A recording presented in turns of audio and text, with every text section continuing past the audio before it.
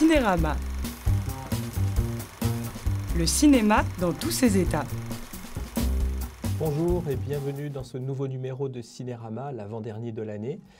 Avec moi pour aujourd'hui Frédéric Strauss. Bonjour Frédéric. Bonjour Samuel. Cette semaine, nous allons parler de deux films américains représentatifs du cinéma indépendant américain. Donc, le premier avait fait un joli effet au Festival de Deauville où il était présenté, c'est A Ghost Story de David Lowery. Et le second, lui, était présenté cette année à la 15e des réalisateurs du Festival de Cannes, c'est The Florida Project de Sean Baker.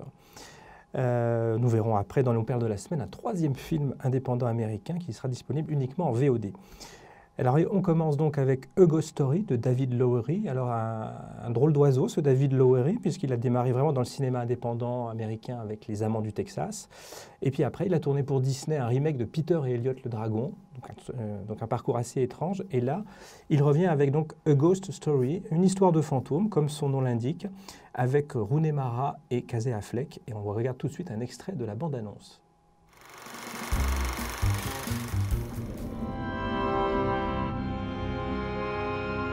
When I was little and we used to move all the time, I would write these notes and I would fold them up really small and I would hide them. What did they say? They were just like things I wanted to remember so that if I ever wanted to go back, there'd be a piece of me there waiting.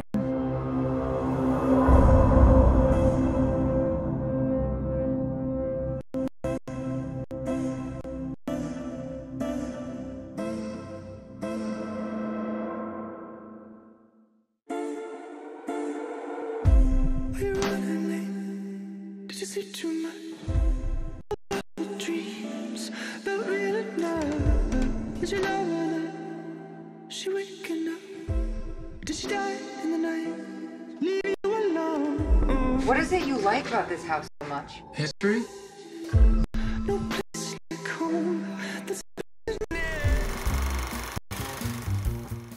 Alors, on le voit dans cet extrait, le format du film est très très particulier, Frédéric. C'est un format carré, un peu façon diapositive. Alors, tu peux nous expliquer pourquoi le réalisateur a choisi ce format assez insolite?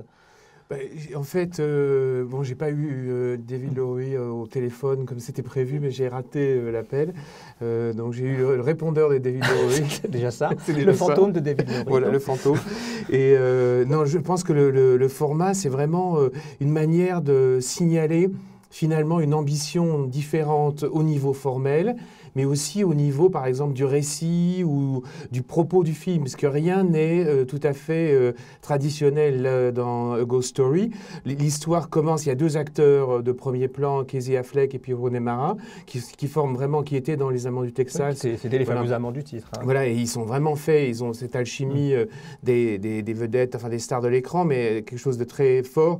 Donc le film commence avec eux, puis ensuite, finalement, on va les perdre l'un et l'autre. L'un parce que c'est donc l'homme qui meurt et qui devient fantôme, et l'histoire ne se développe pas du tout comme par exemple dans Ghost, ce fameux film.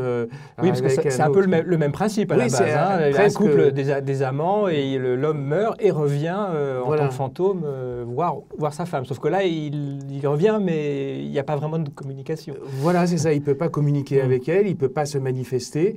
Et puis, ce qui intéresse le cinéaste, c'est pas... Il y a bien sûr ce moment quand même d'attachement à cette femme, et puis elle va partir de la maison. Donc de toute façon, il reste dans la maison. C'est l'idée, c'est que les fantômes sont attachés à des lieux, non plus à des personnes dans leur vie de fantômes.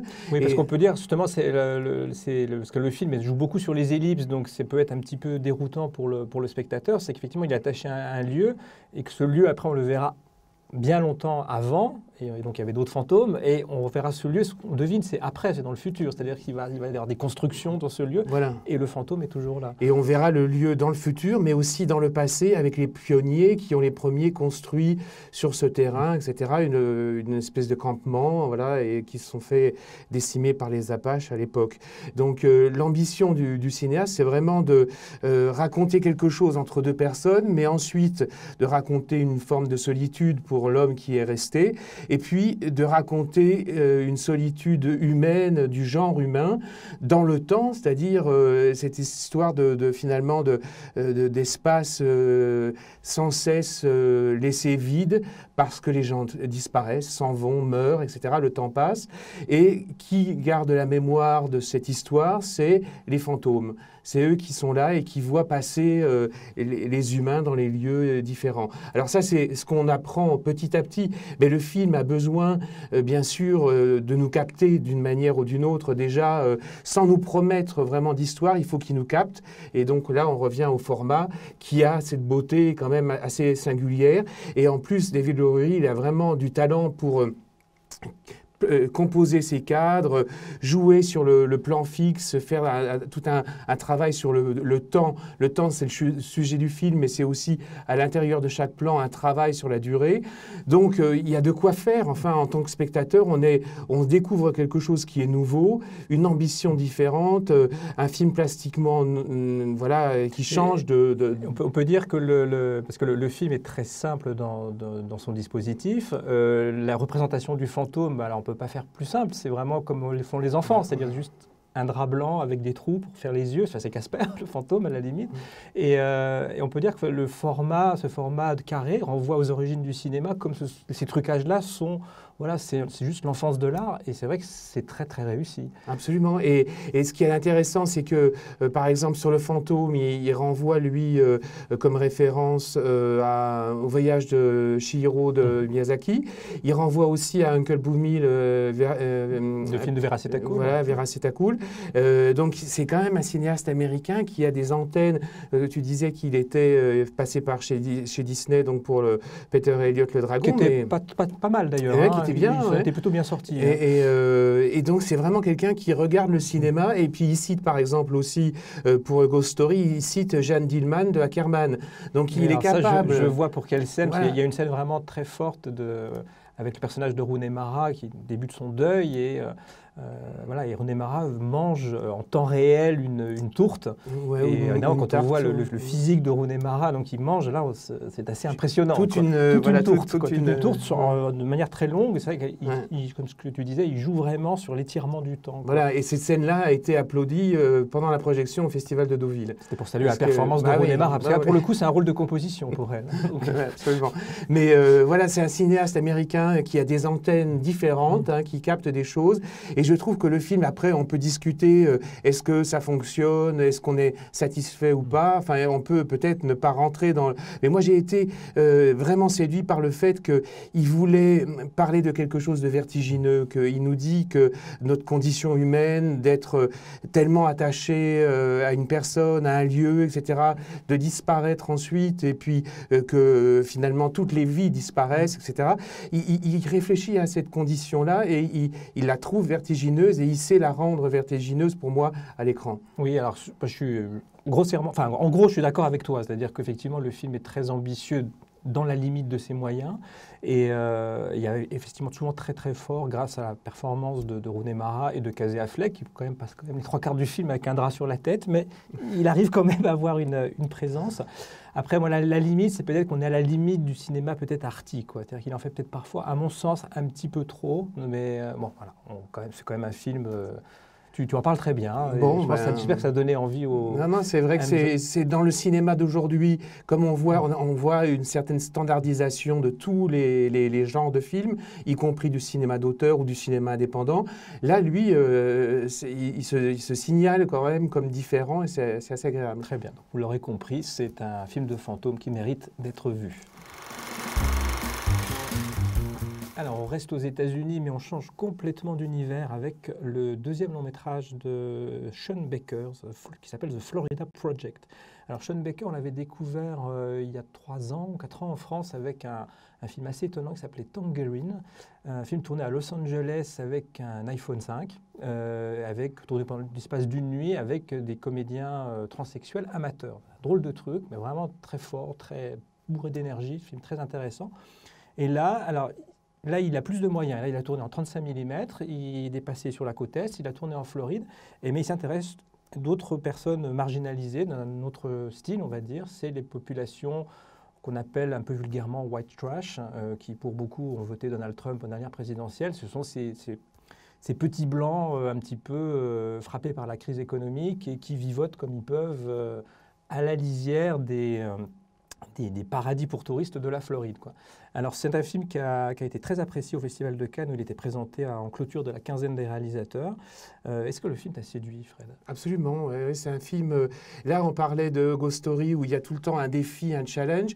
Dans The Florida Project, on a le sentiment qu'il n'y a jamais de défi, justement, de volonté de prouver quoi que ce soit. C'est un film extrêmement simple, naturel. Il y a des fois des scènes qui durent, je ne sais pas, quelques minutes, enfin 1 minute ou 2, un seul plan, parfois pour une scène.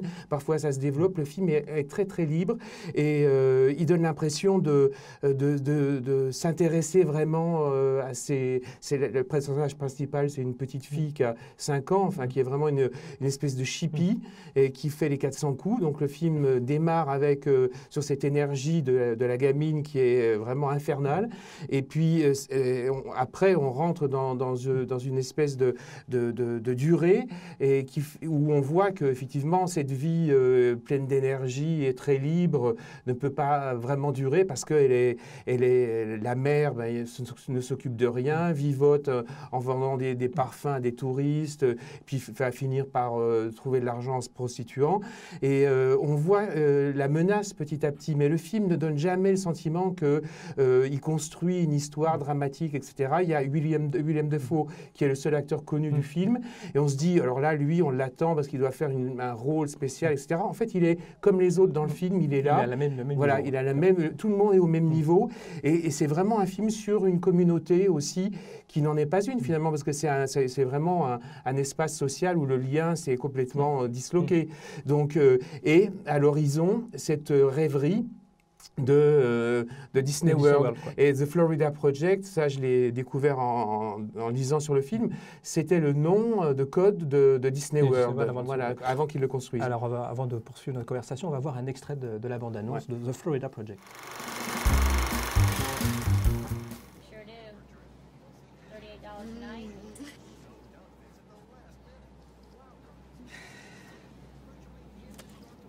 Okay, I warned you. One drip and you're out. Oh, come on! Out now. It's gonna melt outside. It's melting inside, too. But Bobby, Out.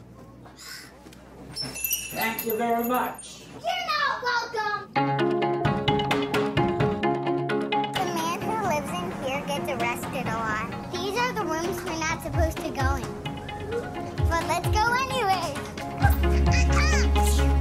Could you give us some change, please? The doctor said we have asthma and we gotta eat ice cream right away. Here you go. Hey, Lee, got a situation here. Open up. It's only second week of the summer and there's already been a dead fish in the pool. We're trying to get it back alive. Water balloons thrown at tourists. Boobies! Boobies!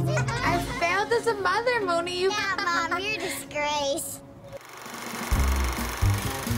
Alors c'est un décor étonnant quand même, hein, ce motel, parce qu'avec cette couleur, ce violet comme ça, donc là, on a l'impression d'être un peu dans le monde de Disney, sauf que le monde de Disney, il est vraiment juste à côté, mais on n'y est pas. C'est ça qui est très fort dans le film, quoi. C'est de montrer ce décalage entre le rêve pour touristes et cette réalité quand même assez sinistre. Voilà, c'est ça, c'est à côté d'une bretelle d'autoroute, c'est les zones commerciales, avec dans ce cas-là des espèces de thèmes féeriques, enfin un peu contes de fées. On voit des énormes magasins, plein de couleurs aussi. Enfin, il y en a un qui s'appelle Orange, l'autre avec un personnage vraiment un peu de conte de fées, et la réalité à côté, enfin le mélange des deux. Et c'est vrai qu'il est quand même du côté des enfants qui ne mesurent pas, bien sûr, la difficulté profonde de leur situation, la petite en tous les cas, et il accompagne cette naïveté finalement. C'est pas un film donneur de leçons, c'est pas un film qui dit... on a l'impression de dire voilà, c'est un portrait assez dur de l'Amérique, mais c'est pas du tout un film déprimant ni plombant, hein, parce qu'il y a vraiment l'énergie de ce personnage et de la jeune actrice qui l'interprète, qui est quand même, voilà, comme tu disais, une chippie, mais vraiment adorable chippie. Voilà, c'est ça. Et vraiment, il y a un naturel dans le jeu des enfants et de la manière dont il les filme qui fait que voilà, c'est vraiment un film très agréable.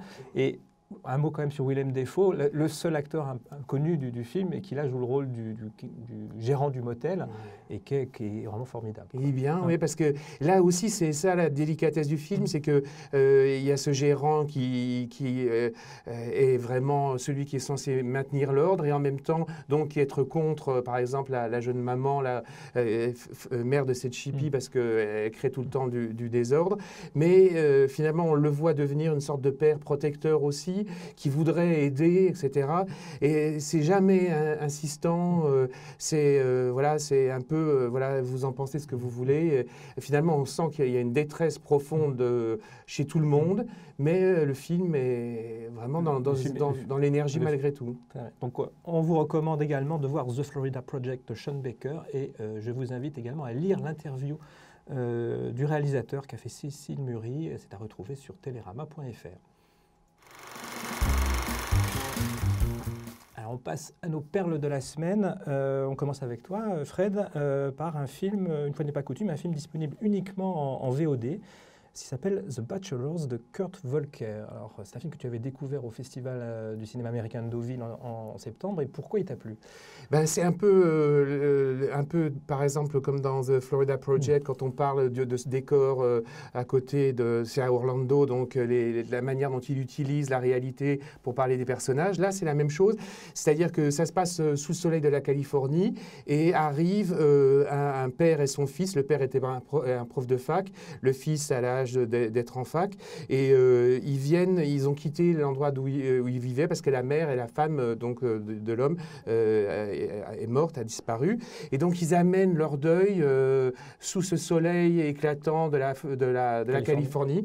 Et le film raconte simplement comment ils vont reprendre une vie là-bas. C'est le retour à la vie, mais c'est le retour difficile. Et le père est rattrapé par son chagrin. Il va rencontrer une professeure qui est jouée par Julie Delpy. Prof de français. Prof de français.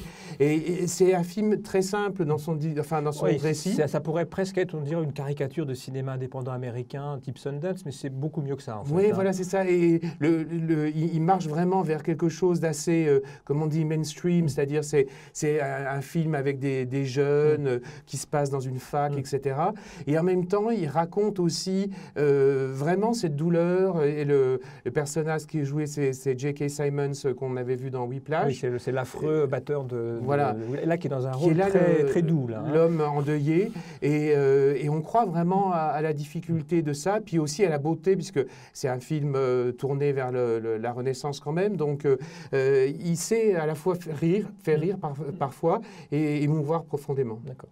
Donc, on vous recommande cette dramédie. Voilà, c'est comme ça qu'on dit aujourd'hui, The Bachelors de Kurt Volker. Et pas The Bachelor, parce que The Bachelor, c'est une émission. Oui, c'est l'émission. Voilà, c'est Bachelors au pluriel. Voilà. Donc, qui est à découvrir sur le site icinema.com. Alors moi, je vais vous parler d'une reprise en salle. On reste dans le domaine de l'enfance. C'est Les Aventures de Pinocchio de Luigi Comencini. Alors ça n'a pas grand-chose à voir avec le dessin animé de Walt Disney. Là, on se rapprocherait davantage du livre de Carlo Collodi dont il est inspiré, avec quand même quelque chose en plus, parce que Luigi Comencini était un cinéaste très engagé, très à gauche.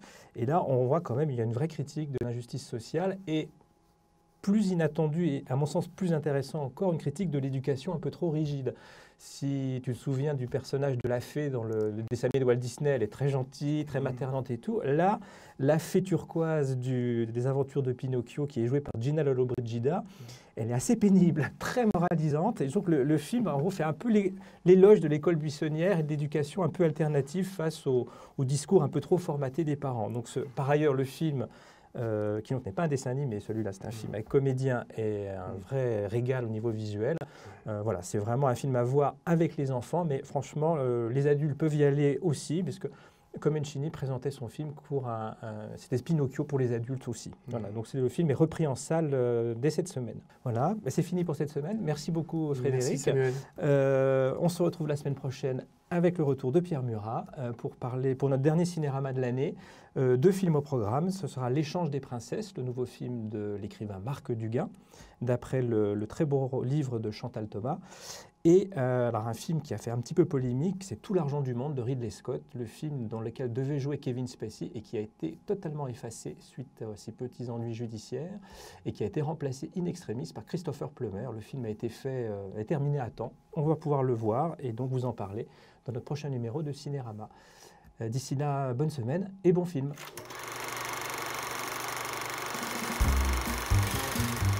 Cinérama. Le cinéma dans tous ses états.